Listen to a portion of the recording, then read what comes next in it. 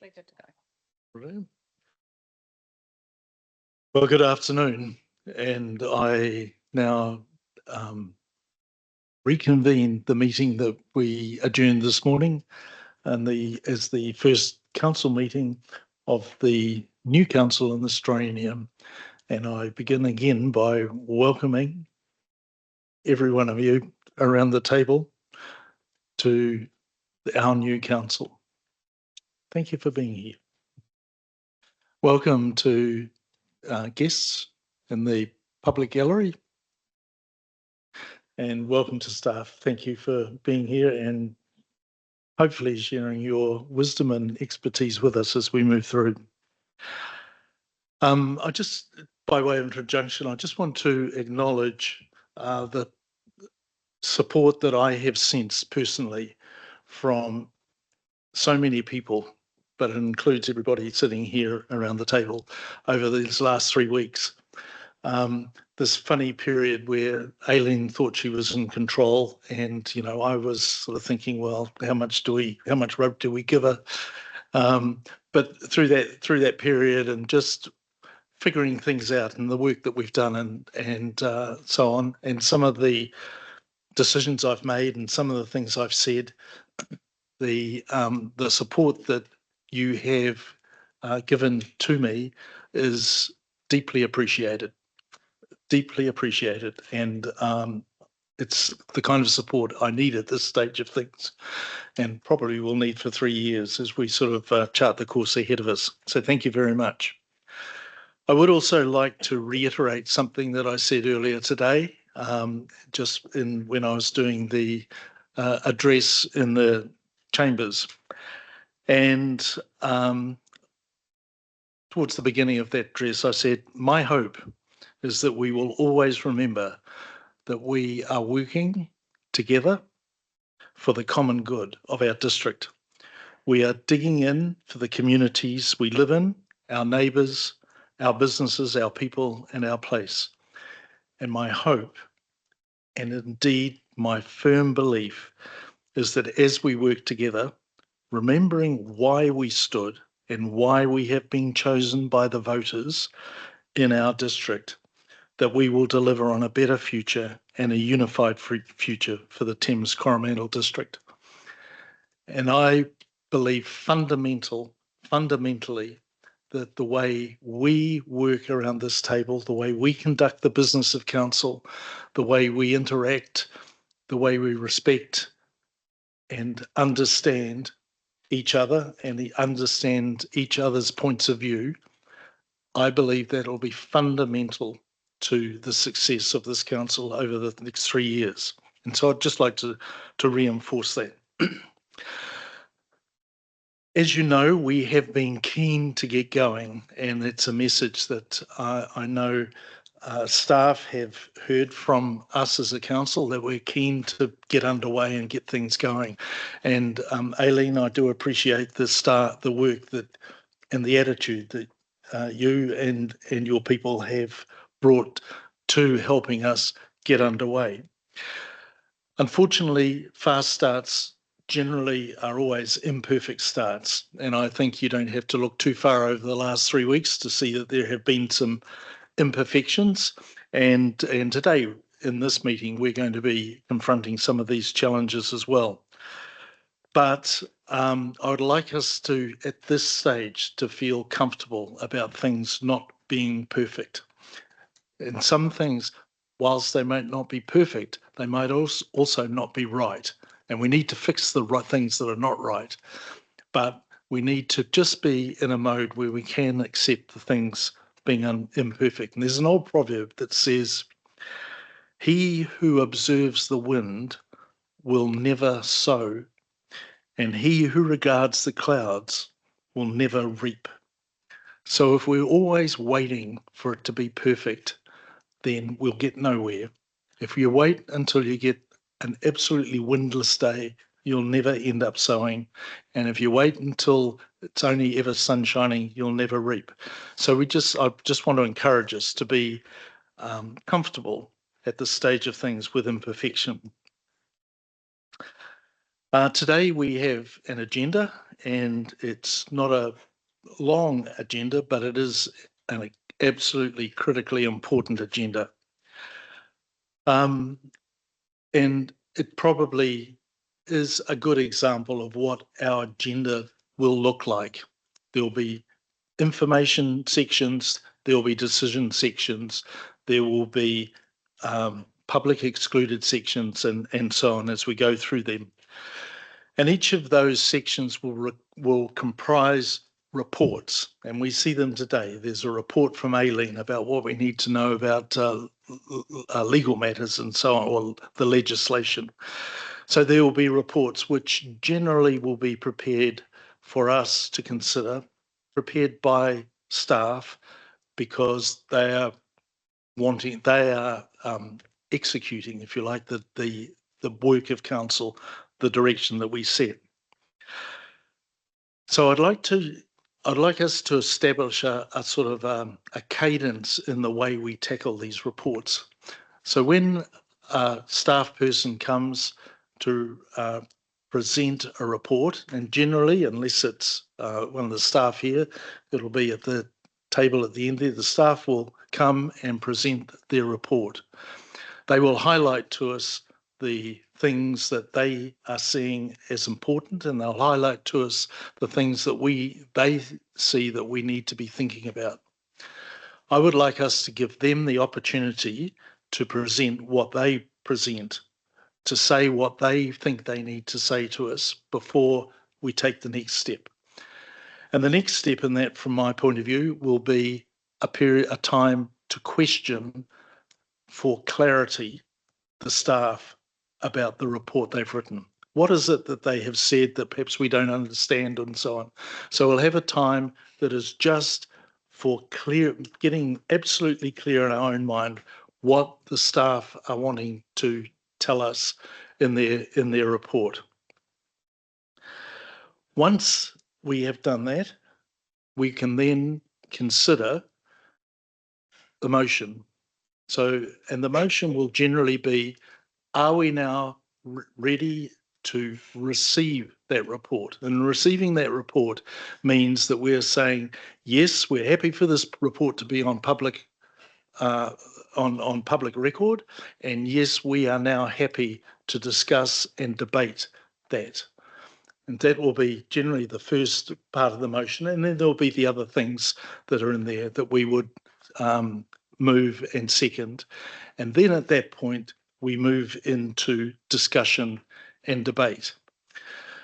Some reports we get, there will be no questions and there'll be no discussion or debate, because it'll seem very straightforward. Some reports we get, there will be a lot of questions, perhaps, and sometimes a lot of debate. But if we can just get in our mind that that's the cadence that we will go through as we work through a report. And then the final thing would be, when the discussion is finished, we then move to adopt the motion or not, as the case may be, depending on how it goes. So for some of us, this will be learning on the job, right? For some of us, this will be the first time we're kind of doing this in a council context. For some of us, it'll be the first time we're doing it in a council context, sitting in a different place, sitting here, which I've never had the opportunity to do before. So please expect some imperfection as we work through this afternoon.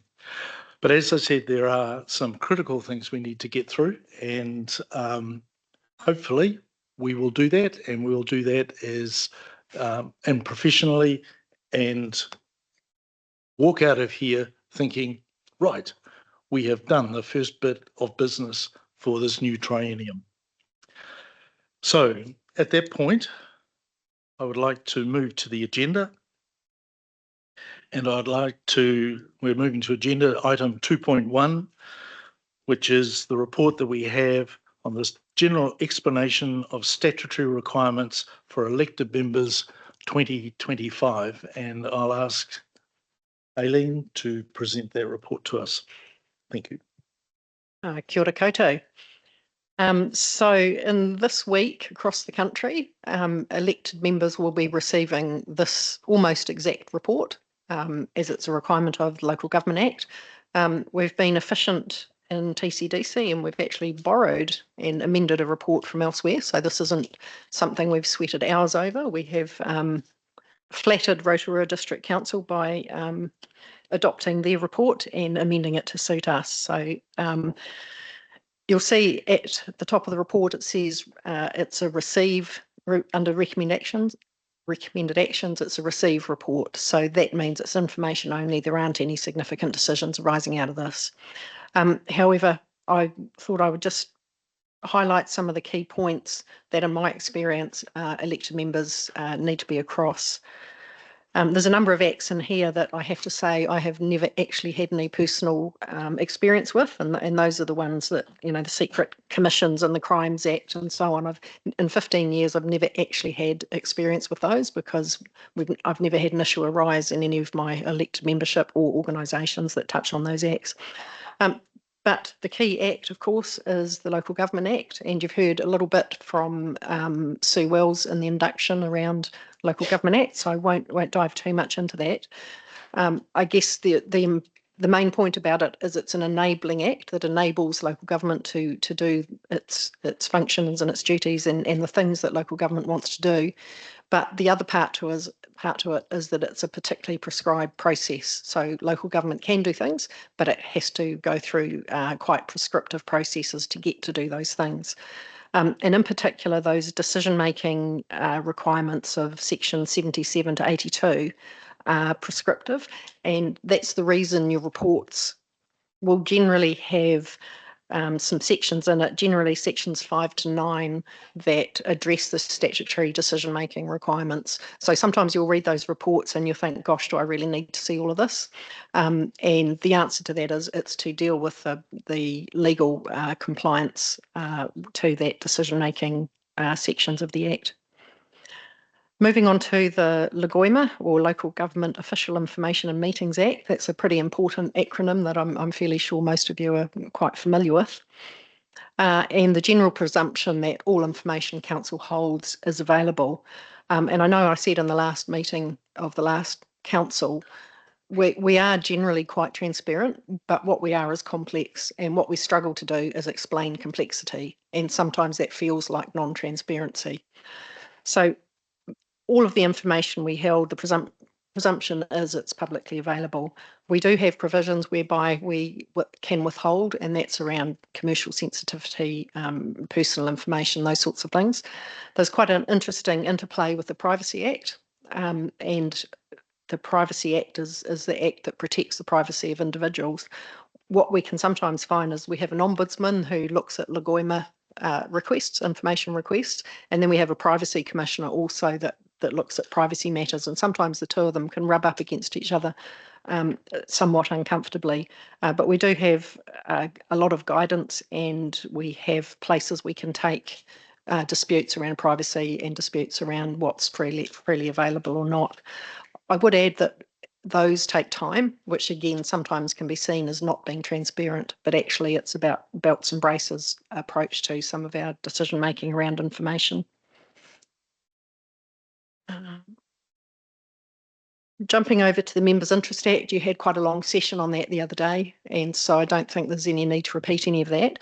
I just want to point to non-pecuniary interests, which we didn't traverse in the discussion with the legal, our in-house legal people the other day. And so if members' interest, pecuniary interests felt difficult, the non-pecuniary can be really quite difficult, and it can be a matter of degree.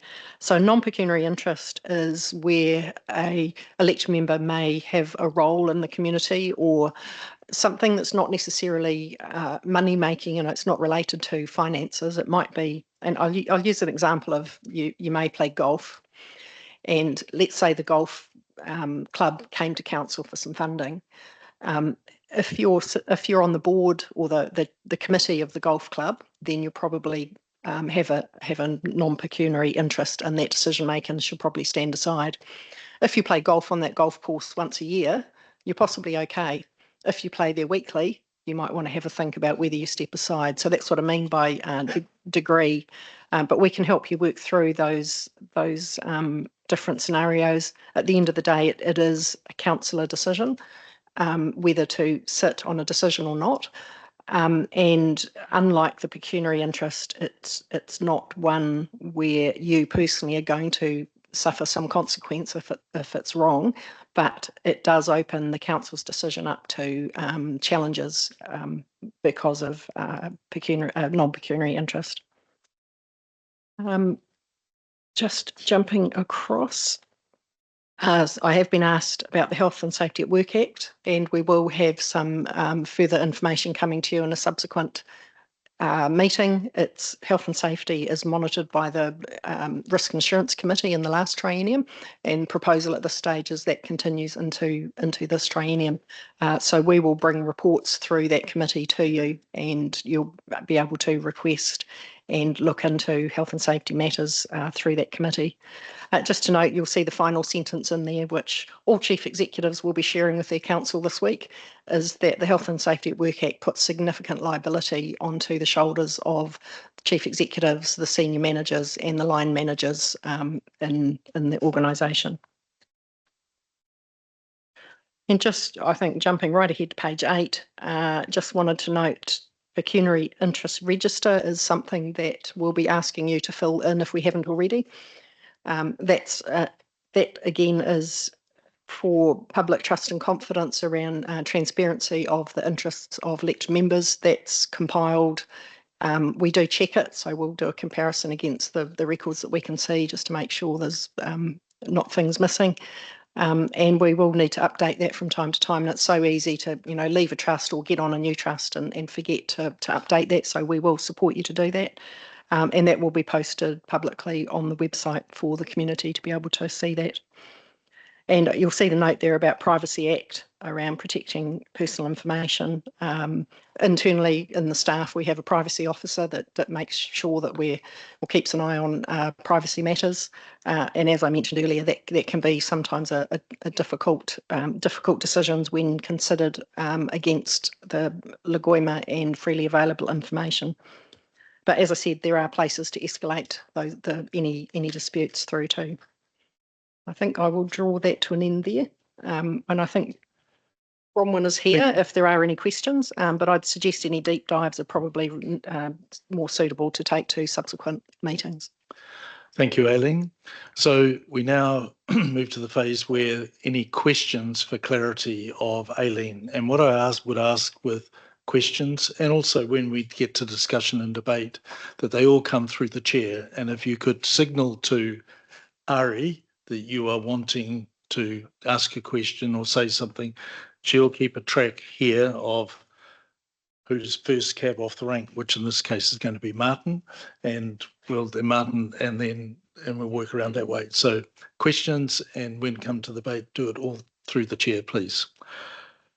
Martin, do you have a question?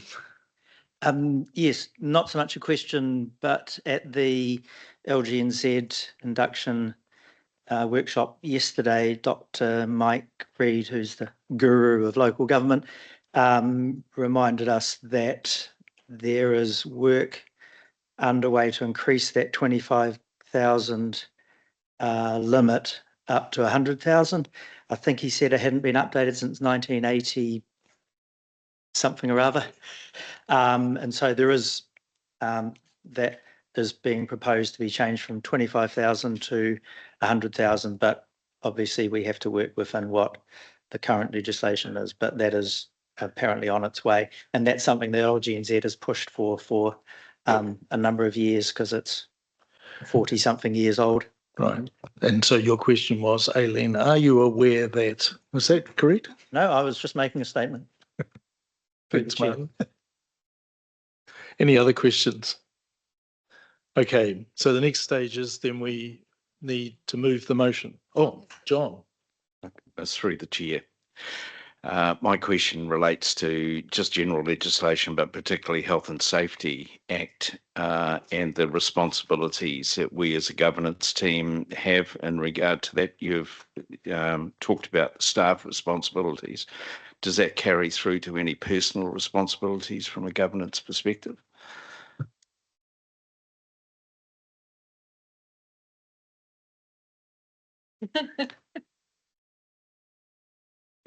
Yes, it's a different duty. So you have a different label under that Act. And if I could get a report to come to you at a later date and just step through exactly what that looks like with some examples and case law, that would be appreciated. And a supplementary question to that, if that is the case, is there any insurance coverage that would apply to protect us?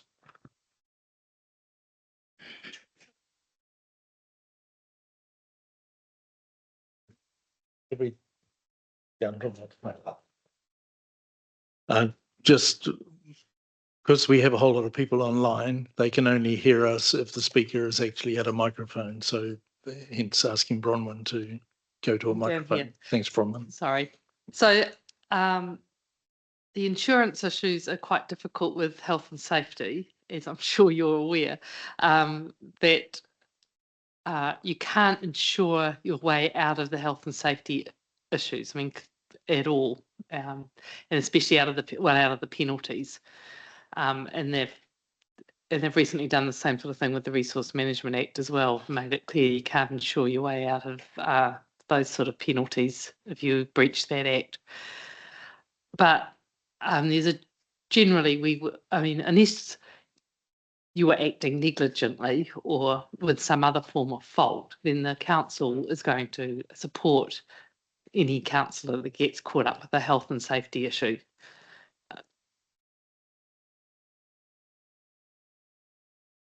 I just add one little interesting fact that when councillors drive a vehicle, apparently I'm the PCBU for the councillor driving the vehicle, which is a very unusual position of the staff member being responsible for effectively their bosses, if you like.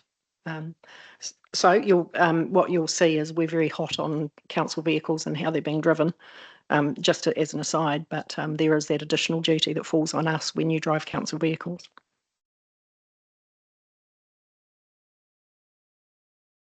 Fleming. It was just a comment to Councillor Grant, but Bronwyn partly talked about is we can't contract out of that responsibility, but the specific section that I believe that Aileen would have been referring to is actually our common law fiduciary responsibility. So you can find those in Schedule 6 of the LGA 2002. Thanks, Sue. Right. Being no further questions, would somebody like to put the motion? Robin, put the motion to receive the general explanation of statutory requirements for elected members 2025 report dated 24th of October 25. Tony Brilovich, secondly. Thank you. Is there any discussion? There being none, I'll now put the motion. Those in favour, please say aye. Against?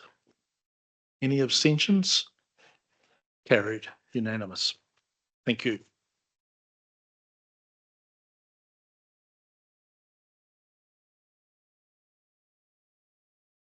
So the second report, 2.2 on page 10 of your agenda pack, is a report, confirmation of Deputy Mayor appointment by the Mayor. I'll take the report as read, but I would just want to be clear with everybody as to why I invited Councillor Grant to consider the position of Deputy Mayor. And there's probably 3 or 4 things. So number one is I had the opportunity in the last training to work quite closely with Councillor Grant on a number of projects and a number of thorny matters. And I was impressed, by the alignment that I sensed with his thinking, but in particular with the clarity of his thinking and the insight that he was able to provide. And for me, that was highly valuable. I think the second thing is he brings some significant commercial experience to the council table, and in terms of the work that we're doing, that will be an absolute asset. And the third thing is that I find Councillor Grant, as I do with many of you actually, but to find him as a person of integrity and unusual calmness, which I value very highly. So you package all those things, and I believe that he was well equipped to serve our council as deputy mayor, and I was delighted that he said that he was up for it. So, are there any questions regarding that? There being none, I'd like to put the motion that we receive the confirmation of deputy mayor appointment. That the council notes that Mayor Revel has appointed Councillor John Grant as Thames-Coromandel District Mayor for the 25-28 triennium, and endorses the Mayor's appointment of Councillor John Grant as Deputy Mayor for the triennium. So I move that. Could I have a seconder, please? Martin Rodley, thank you. Any discussion? There being none, I'll put the motion. All those in favour say aye. Contrary? Any abstentions? Carried unanimously. Thank you. Yes. Through the chair, I would just like to make a couple of brief comments to people here and listening online, and that is, first of all, a big welcome to those that are new to council. I am very much looking forward to working with you, and the role of Deputy Mayor is one that I see as being a support role for the Mayor and for councillors. So anything that I can do to assist, I would be more than happy to, and please feel free at any time to approach me in regard to it. I'd also like to acknowledge those that have not returned in regard to the service that they have provided, and I think will it be an opportunity to do that at some stage. I think as a council, we also have very clear objectives, and that there's going to be a lot of work to do over this triennium, and particularly over the next 12 months, to lay the foundations for what we need to achieve. And I'm very happy to be supporting our mayor in the need for us to work hard to achieve what we need to achieve over that period of time. But I really wanted to share with you today a view that I have, and have talked to one or two of you about, which is something that I find very important, and that is, when you look around, and probably particularly with Peter and myself, there is certain characteristics that stand out in regard to our sex and age, and the greyness of our hair and so on. And I just wanted to acknowledge that, and the importance that I see in regard to diversity, in regard to the council personally. And one of my objectives is to work hard out there to try and get greater interest in the role of councillor with a broader range of people, and working as an elected member. I think it would be something that would be great to see. We already have, compared to the rest of the country, very high stats in regard to the percentage of people voting, but that is still very disappointing in regard to an overall number. And I think if you broke those numbers down, you would see that it reflects very much the demographics of the area that we're in, with a number of older people that vote more than younger people do. And so my personal objective that I have for this triennium is to see this council appeal more to a broader, diverse group of people. And it would be a great one for others to share with me as well, and to see us well represented around this table in future trienniums with a more and increased diversity of people that are attending. So I just wish you all very well for this period of time. I'm really looking forward to working with you. And as I said, please call me anytime if there's something that I can do to assist. Thank you. Thank you, Councillor Grant. Right. We now move to item 2.3 on the agenda on page 11 in the agenda pack, proposed committee structure, initial overview.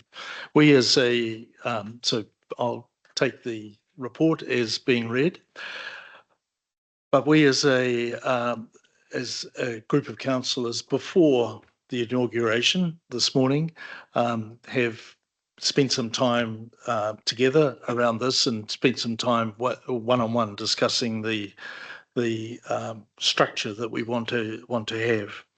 And so in this report that I'm proposing that we will have 4 committees of council.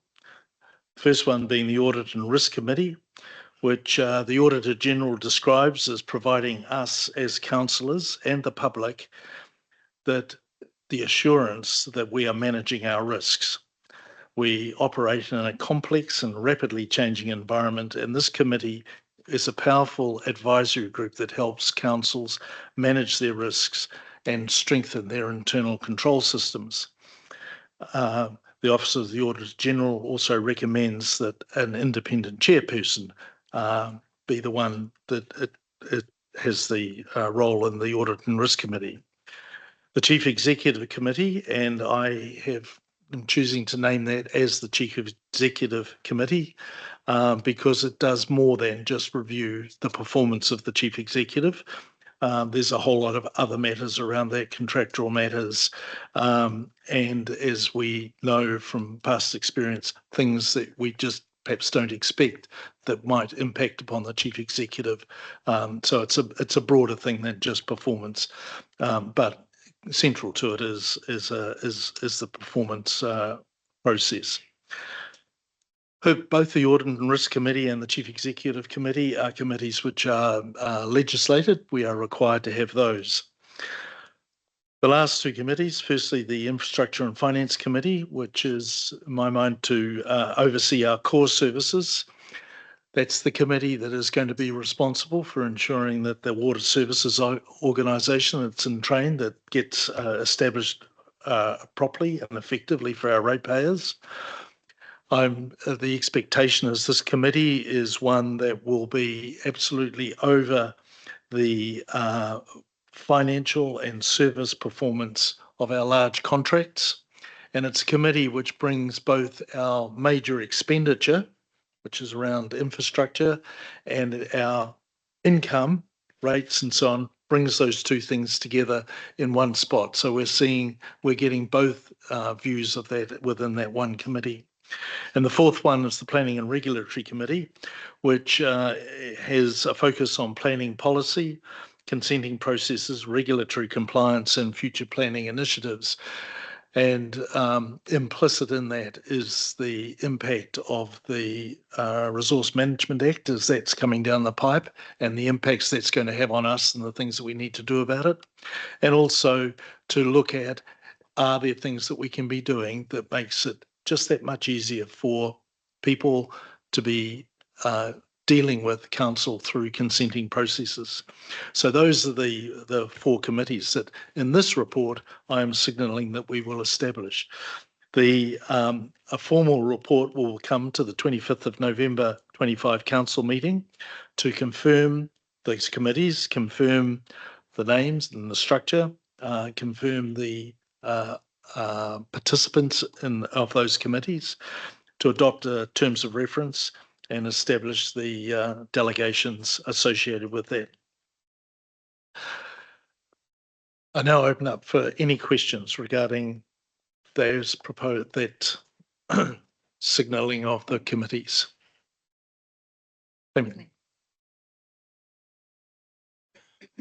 Yes, it's more an observation with regards to the Audit and Risk Committee. I do not believe it's the Office of the Auditor General that makes the recommendation of an external one. It's actually LG and Z that makes that recommendation. Thank you. Any other questions? Okay, so I would therefore like to move that we received the proposed committee structure initial overview report dated 22nd of October, that the council notes the Mayor's proposal to establish the following committees: the Audit and Risk Committee, the Chief Executive Committee, Infrastructure and Finance Committee, Planning and Regulatory Committee, and thirdly, agrees that formal confirmation of committee terms of reference, delegations and memberships will be considered on the 25th of November council meeting. Do I have a move? Thank you. I've moved it. Yeah, and you've seconded it. Thank you. Any discussion? There being none, I'll now move the motion. All those in favour, please say aye. Contrary? Any abstentions? Carried unanimously. Thank you. So we now move into the section of the agenda which are the decision items, and we're now item 3.1, meeting schedule for November to December 2025. And it always bemuses me why we need to have a resolution around this, but we do. And so Ari, if I can hand over to you, please. Thank you. Through the chair, I will take the report as read, but just briefly to let you know that this report is to adopt a schedule of meetings for the rest of this year. You will note that the community board meetings are scheduled in the same week, and this is at the request of accelerating the appointment process of the board chairs and deputy. The only other thing I will note is that the 2026 schedule is likely to come in November. Thank you. Thank you, Ari. Are there any questions for clarification? No, being none, could I have a mover, Councillor Brilovich, seconder, Councillor Fleming? Any discussion or debate on this? No, thank you. So I'll now put the motion. All those in favour, say aye. Contrary? Any abstentions? Carried unanimously. Thank you.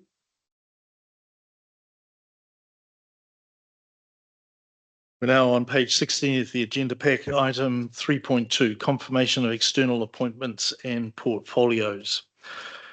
So this is an important piece of the way we are going to need to work.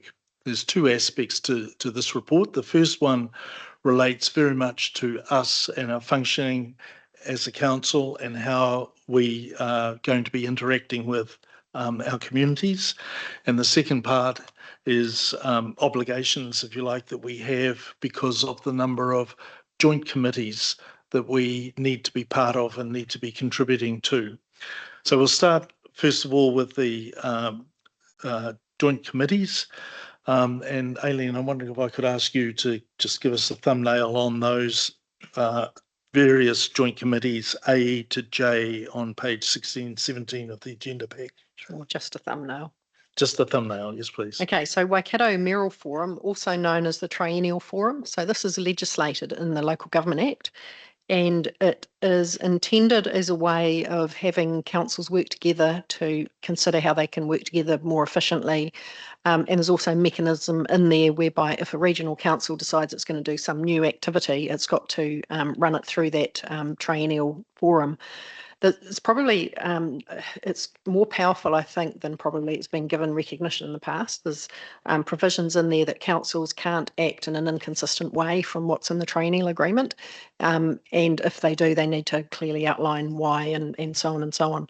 So it, by 1 March each year, each new triennium agreement has to be put in place between the mayors of the region, which will outline how they're going to work together, how they're going to communicate, what the processes are to make sure decisions are aligned. It's, I think, been in the Act for about over a decade now, but perhaps not used as extensively as it could be. So the legislation, as I said, sets that as the mayor. Different regions do different things with this. Some are publicly open, some are not publicly open. This one hasn't been in the Waikato, and it's supported by CoLab as a local authority shared services as a secretariat to it. It may gain more prominence as we go forward with various amendments of statutes. Regional Land Transport Committee, again, this is a joint committee. This is, while it's umbrellaed by the Regional Council, don't mistake it for being a Regional Council committee. It isn't, but it is supported. The secretariat that supports them is done through the Regional Council. It also has NZTA sitting on that, and often other transport experts. It feeds information into the adoption of the Regional Land Transport Plan, which is super important for us because this is where the dollars get allocated. That plan is then decisions in Wellington decide what the funding streams look like into that plan, but a super important committee for this council to be well connected into.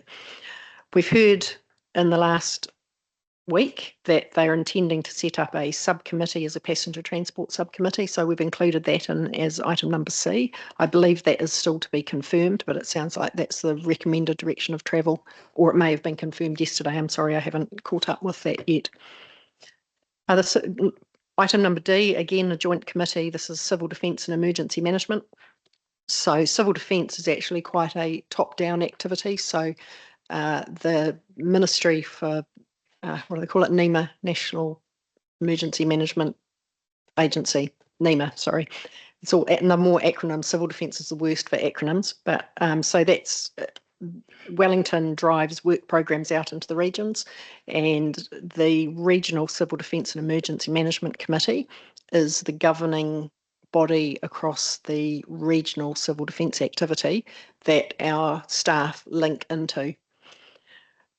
So there's also changes coming through legislation that are likely to drive more power into that committee.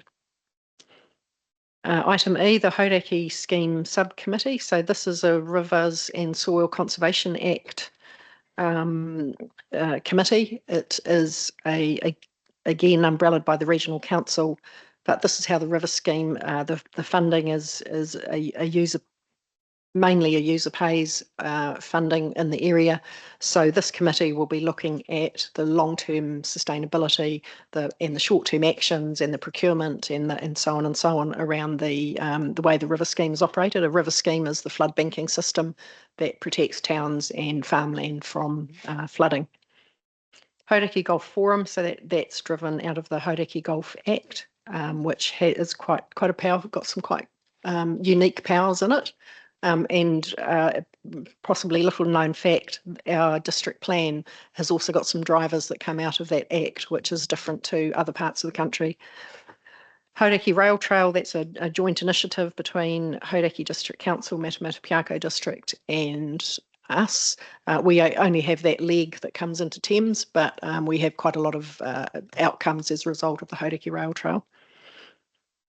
Creative Coromandel is a trust that we do an appointment to, and Ariki Tahi Sugarloaf Wharf is a limited liability company that is an expression of our partnership with the Crown via Crown Regional Holdings and the Coromandel Marine Farmers Association, and that is holding the funding from government and taking actions to upgrade Sugarloaf Wharf that came out of the, I think it was the post-COVID funding. Thanks, Aileen. So those are the those external committees, and the second part of the report relates to the portfolio areas, and as it's down there on the bottom of page 17, implementing a portfolio framework to strengthen strategic leadership and enhance elected member engagement across key focus areas. And these are the areas that, to this point, we have identified there is a lot of activity that takes place in our community in these areas. We need to be across it. We need to be understanding it. We need to be having subject matter experts, if you like, around this table who can bring back to council a clear position on these things. So,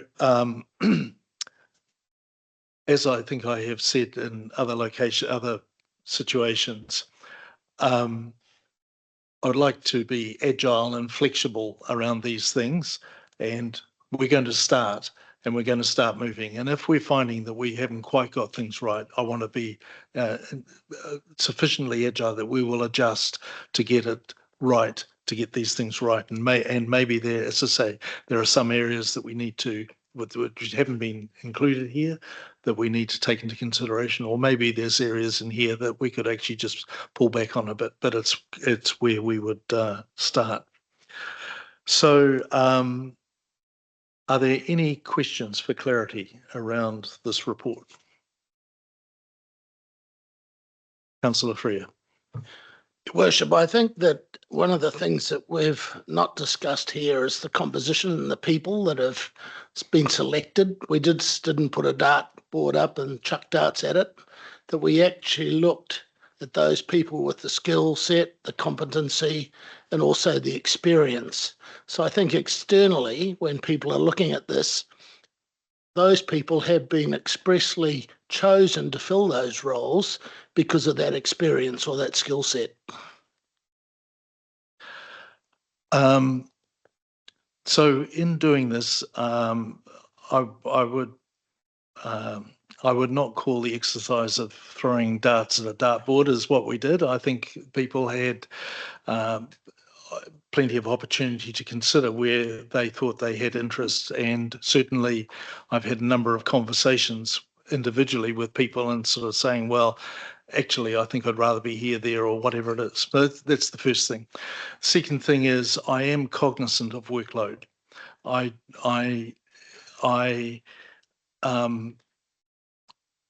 The workload that can come just from sitting on council and doing nothing else can be quite significant in terms of the reading, in terms of the, back room stuff that needs to happen. And I've been trying, from my point of view, to give, in particular, new councillors the opportunity to actually get very familiar with how everything works. And secondly, probably conversely, to trade on the experience of existing councillors in that respect. Thirdly, in doing this, I have also tried to be cognizant of where there is skill and capability. And there are some people who are almost polymaths sitting around this table who you could actually put them on every committee or every portfolio and so on. So I'm comfortable actually where it looks like for a start point, and this is perhaps where my initial comments about imperfection apply, but I would be comfortable I'm comfortable to go with this, and absolutely want to maintain agility and flexibility if in fact we got it wrong. Thank you. Any other comments, questions? Okay, so I would like to put the motion that we receive the confirmation of external appointments and portfolios report dated 24th of October, and we appoint the following external appointments as outlined there in A to J, and confirm the establishment of the following portfolios as recorded on page 16 and 17 of the agenda pack. Is there any discussion? Oh, no, we don't. We need I'm moving. I'm looking for a seconder. Martin, thank you. Councillor Rodley, thank you. Any discussion? Okay, I'll put the motion. All those in favour, please say aye. Contrary, please say no. No abstentions? Carried. Thank you. Right. Item 3.3 on the agenda, page 20, the adoption of the audited 24-25 annual report. And can I invite you to do an initial? Okay. And I'd like to invite the Chief Executive to just position this report and why we are here with this report today. We welcome to the from the staff. We welcome Peter Bridgewater, our CFO, our finance manager, Hayden, and from Audit New Zealand, Anton. And if I remembered your surname, Anton, I'd say it. Labuschagne. Yeah, it's Labuschagne, but Anton is fine. Anton, thank you very much. Aileen, if you could kick this off for us, please. Yep, thank you. So this what's happening today happens in every council in the inaugural meeting pretty much. I think I've been in seven councils where they've been sitting in the position that you're in right now, where they are faced with adopting an annual report of which they've had no involvement with. So the annual report is the summary of last year, at the last financial year, how it's gone financially, and in local government, there's a fairly significant non-financial performance aspect to our annual report, which is usually is the one that actually gives us the most grief, to be fair. So the staff we've had an interim audit some months ago, and we've had the final audit over the last few weeks. This report, the annual report, was adopted by the Audit and Risk Committee of the previous council and recommended for approval, subject to the changes that occurred in the audit process. And the audit process this time is kind of been double-edged, hasn't it? It's on one hand, it's probably the best audit I've seen in local government, but on the other hand, we had one particular issue that has taken up quite a bit of time over the last week. And while I have the opportunity, I'd just like to say thank you to both Audit New Zealand for the very long hours, and the 1 a.m. emails across 3 days is above and beyond the call of duty. And likewise with our team, some of the very early morning emails to deal with those issues. And we did finally get to a resolution this morning after not a small amount of angst. So thank you to those people that took part in that. And our commitment is we're not going to do this again. We're going to find ways to work through it in future so we don't have that outstanding issue. And it is a shame that it's overshadowed actually what's been a very good audit process. And I will hand over now to Peter to step you through the detail. Thank you, and thank you, Mayor and Councillors. So I'll just make a few comments in relation to the annual report and the audit process, and then hand over to Hayden to step through a number of the changes since the 2nd of October meeting. So as Aileen pointed out, the adoption of the annual report is the end of a long process. The annual report is a key document for council to enable the transparency and accountability of what we've done. If we think about the annual plan and long-term plan, that really sets out what council plans to do, what the intention is for the coming year, and the annual report is telling that story of what did we actually do, what did we actually achieve. And that covers off both the financial aspects and the non-financial aspects. As mentioned, it undergoes quite a rigorous audit process, and that covers both the financial and non-financial information, so the service performance information included in the document.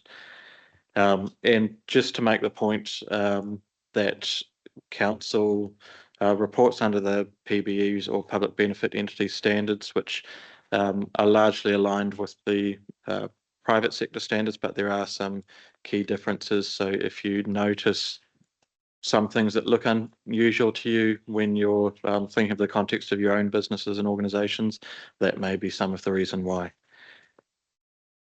I'll just hand over to Hayden to run through those changes. Just question from me, Peter, as we go through this, obviously there's a number of changes that are taking place. Would you like us to, if we have any questions, should we do that in each stage rather than questions right at the end? What would work best for you? I think if there are clarification questions on those changes, then ask them at the time. Okay. If they're general questions around the report, let's probably leave them to the end. Okay. Thank you.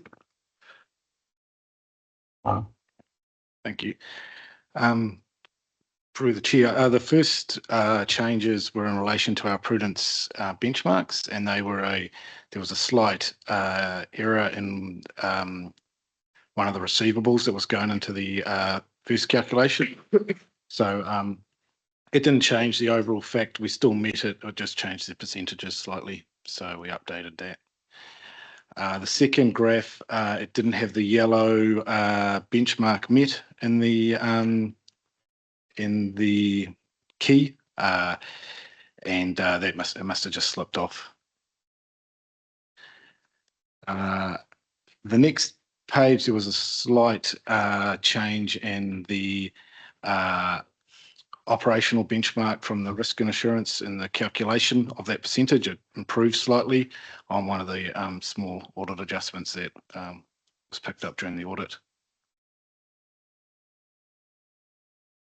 In terms of comprehensive income statement, the bottom line number didn't change, but there was one sort of change on the recognition of some found assets that were recognised to be in our other expenses, and so there was a transfer from gain and loss on property to other expenses. So yeah, it was sort of just a transfer between those two line items. But in terms of the underlying performance, it didn't change between the risk and insurance and. We have a question, Councillor Rasmussen.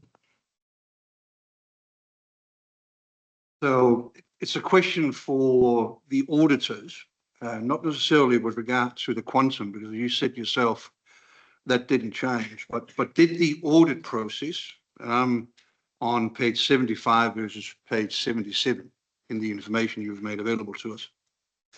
So the original document that was approved by the Risk and Audit Committee back in 2 October before we came in versus what we received less than an hour before this meeting here shows down on the gain and losses, so that there's a audit result that shows a change from 4.3 million to 2.3 million. My question though is more to the audit and the audit process, that since we had a budget of $68 million and we managed to get $2.3 million, so we're only talking about a negative variance of 96-97%. Was questions like that posed during the audit process, or was it entirely on the quantum?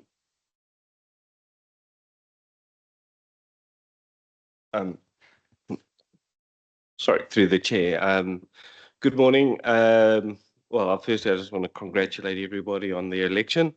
That particular number, the budget figure, is a bit of an estimate that would have been done during the long-term plan process to calculate the increase in revaluation of your assets based on the information at the time of doing that long-term plan and the expected movement in infrastructure and other assets.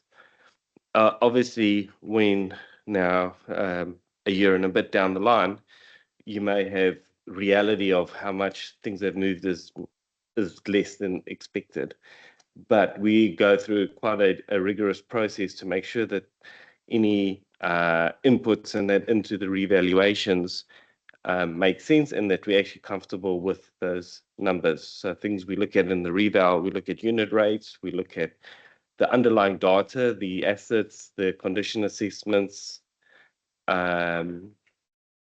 any new additions. And so we get to a point where we are quite comfortable. We challenge, I know management does, but we also challenge the valuers on some of their assumptions to make sure we get to a point that we're actually comfortable with the number represented.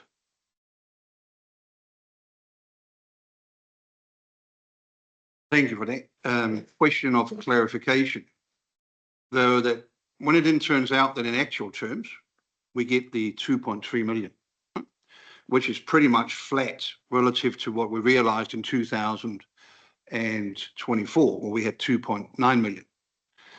But somebody had said, we think it will be 68 million.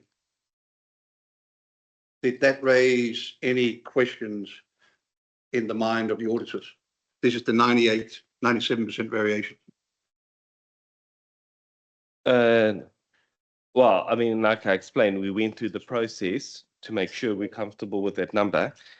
At the time of the long-term plan, all the information available would have indicated that the infrastructure assets, land and buildings would have moved by a larger percentage. I think would have been coming just outside of COVID when we had significant inflation, where now inflation has calmed down a little bit. And so it's a lot more price stable. So we're comfortable with that. That number is also not a cash movement, it's a journal movement. So it's not like the council has lost out on $60 million of actual cash. Yeah. Thanks. Carry on. Just in addition to that, we have $2 billion odd worth of assets. So a percent here or a percent there makes a big difference in terms of revaluation gains. And we had a few years back, seen significant gains. And as Anton has said, when setting the LTP, those cost adjustment factors would have been higher than what were realised in terms of actuals. Yeah. Can we keep moving through the report, please? So the balance sheet, in terms of the underlying equity position, didn't change. Again, there were a few movements amongst the different line items. There was a request by audit to split out prepayments from previously tied up in receivables. Yeah, that was sort of the major one, really. Could you please clarify which page you're on? Oh, sorry, I'm on page, the one that says Statement of Financial Position is 76 and 78. Cool. And then cash flow, similar, the adjustments all sort of flow through. So in this instance, there was a journal picked up that needed to be done between the versions, and it was picked up through the audit process. So yeah. Cash flow sort of carried on. Page 81, 82 is note 2. So that's just a flow on from those found assets where other expenses reduced. They were backed out of the expense categories highlighted in green.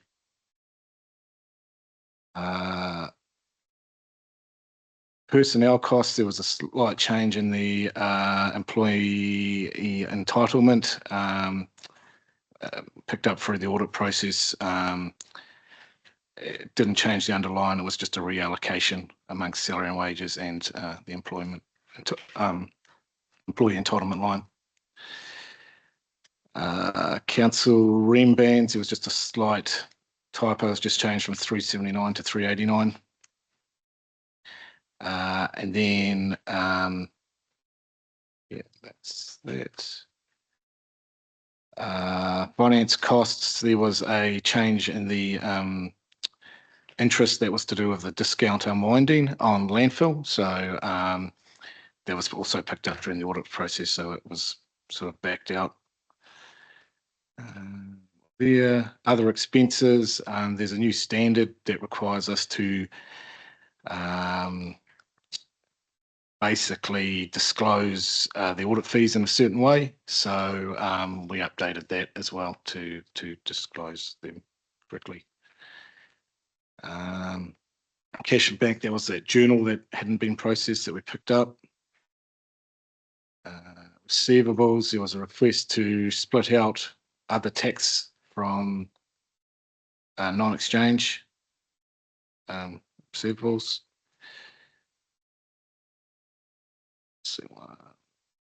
And then that flowed onto the credit loss one. And then in property, plant and equipment, there was just an update of the wording. We were asked to sort of just clarify it a bit better, so we did.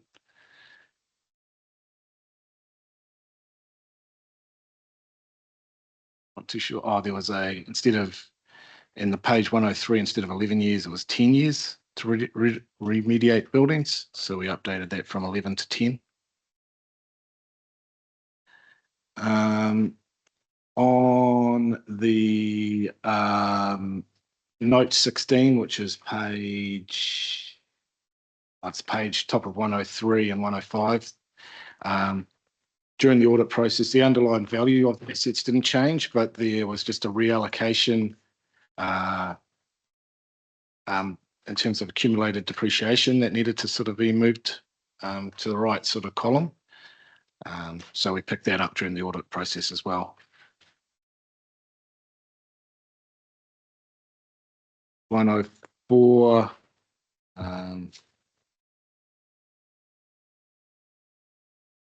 Yeah, that was just again a slight adjustments to some of the asset values, or not asset like classifications. Page 107, capital commitments. We through the audit process, there was after some discussion of audit, there was a couple sort of adjustments to what was considered a capital commitment. So we adjusted that. On the insurance note, there was just a change to the note to sort of basically spell out that it's now group cover, whereas previously it was only TCDC only limits at the bottom there. And there was a slight adjustment to the total value insured.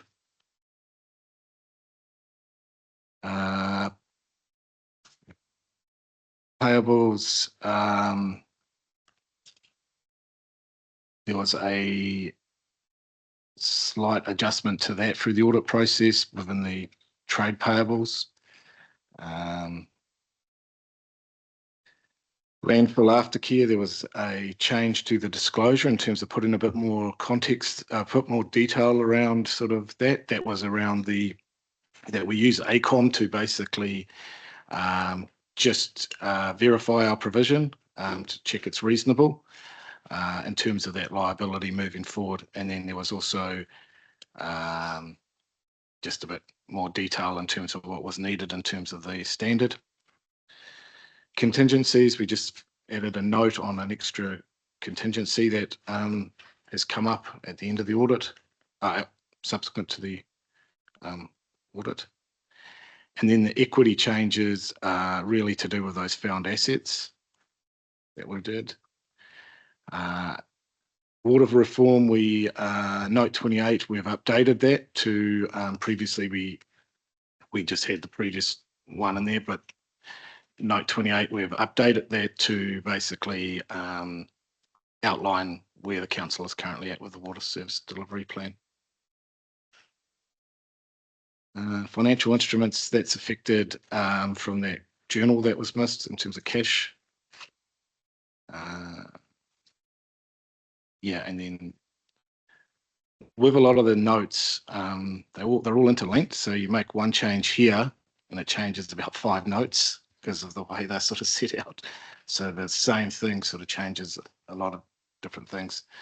And then the funding impact statement, that was those found assets. So yeah, when we backed out those assets, they also affect all of the funding impact statement.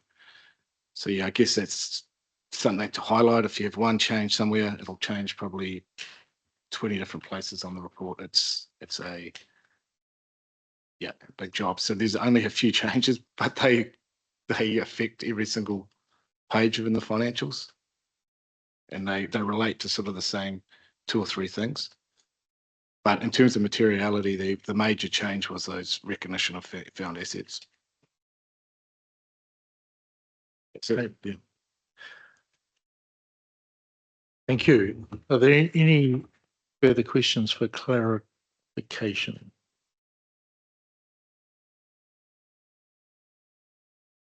Councillor Rasmussen. Yes, there is, because I think we've just seen local democracy in pantomime in front of us. A lot of the councillors were actually struggling keeping up with your explanations page by page. And clearly the financial literacy of councillors at the same time will be very diverse. And I think it's important that while we as councillors don't approve or don't do the audit, we have, from a governance perspective, a responsibility to go through and ask relevant, potent questions. And if we don't do that, we're actually in breach of our responsibility. Councillor Rasmussen, you have a question? Yes, I would like to get the opinion of the auditor that, given the changes here and the fact that we've had 54 minutes to relate to them, that's when they were made available to us in advance of this, whether that, from your perspective, is seen as a good standard. That's the question.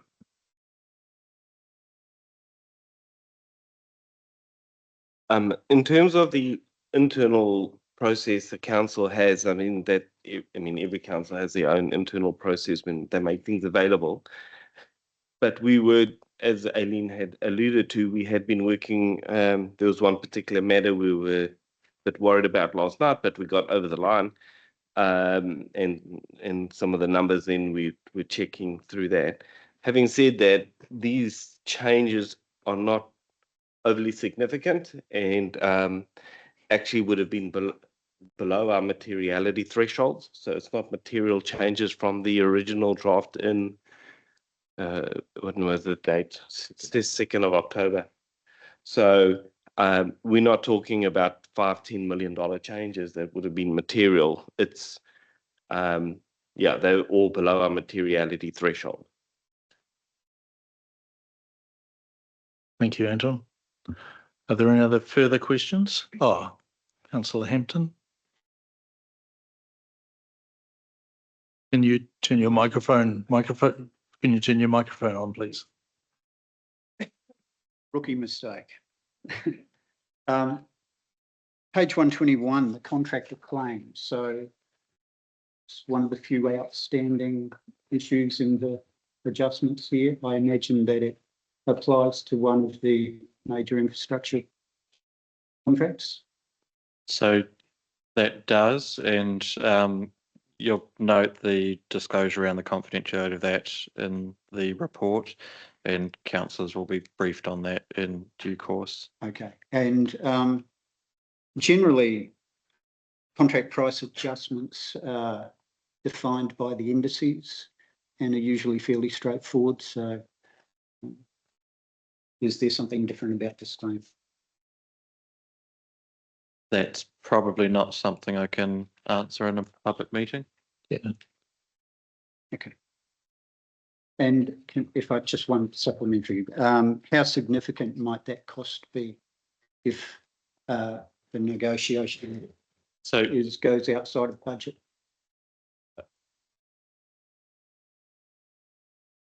Just trying to, I guess, understand the scope of what we can answer. In terms of the annual report, the audit is satisfied with the disclosures in here. As far as implications for future years, that's something that will need to be discussed separate to the annual report. Thank you. Thank you. Okay, there have been no further questions. I'd like to move the motion that Thames-Coromandel District Council receives the adoption of the audited annual 24-25 annual report dated 20th October, adopts the annual report and delegates to the Chief Executive to make any minor changes required to finalise the 24-25 report. Do I have a seconder? Councillor Grant, thank you. Is there any discussion? Councillor Grant? If I could just sort of add my context to this, what I would like to say is that this was presented to Risk and Assurance, and there was, considerable work done by the previous council through that. We now have it having been through the audit process and no identified materiality in regard to changes to the numbers. I think the comment made by Councillor Rasmussen in regard to the level of comprehension of the other councillors, I would just caution, because I think people have studied this quite closely, and my opinion would differ from yours in regard to the understanding. But I think the key understanding that we have here is that we have an annual report which has been through, this is now a second process within council, has also been through external audit, and no materiality in regard to changes to the numbers. And that is the reason that I am comfortable to be able to be the seconder to the motion. Thank you. Councillor Rasmussen. Yeah, just for clarification, the work that happened on the 2nd of October and the outgoing risk and audit may have given comfort to the returning councillors, but the new incoming councillors, unless they've actually themselves have gone to the public domain and downloaded those minutes, have actually not had available from council the 2 October version until such time that the updated, this is the before and after process we've been going through here. So my comment is not about the quality of the audit. My comment is about, I think, looking forward, and if any learnings should be taken out of it, then it is hopefully that when we are sitting in a similar situation next year, that there would be more time to go through this from a due process perspective. Thank you. That's a good point, Councillor Rasmussen. And I would like to think that we're not in a switch over between two councils in a year's time. I would like to think that we've done a sufficiently good job that we're not being kicked out by the Commissioner, and that we actually do have a bit of continuity, and that we will be able to be across the annual report next year. But your point is taken, so thank you. Any other discussion around the motion?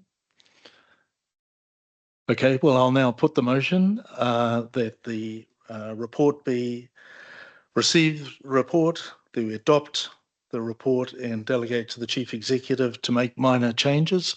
All those in favour say aye. Aye. Contrary? Any abstentions? Would you like that noted? Okay, Councillor Rasmussen is abstaining. I declare the motion carried. Oh, sorry. Sorry. And Councillor Barlow.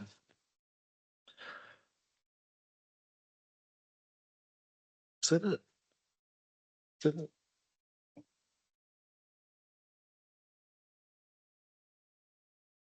And that, folks, can I just say, first of all, thank you, Peter, and your team.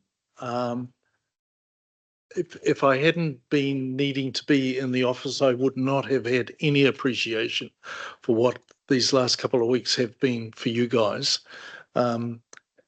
Aileen, Una,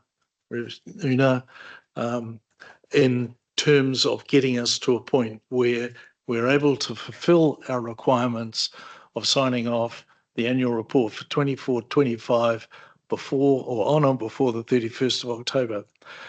Thank you so much. And Anton, for you and your team back at the ranch, wherever your ranch is, I know it has been an absolute journey for you, and we do appreciate it. It is significant that we as a council have been able to sign off and approve the annual report for 24-25. Thank you so much. Pleasure. I just wanted to note, I do 4 councils, and Thames is the only one that's adopting within the statutory timeframe. The others have chosen to adopt after that because it was just too hard with an election year. So I think it's quite a good job by the entire team, the staff and everybody. Thank you for that comment. That is even more well done, guys. Thank you very much. And That is the end of the agenda, I think. And I therefore, at 18 minutes past 2, declare the meeting closed. Thank you.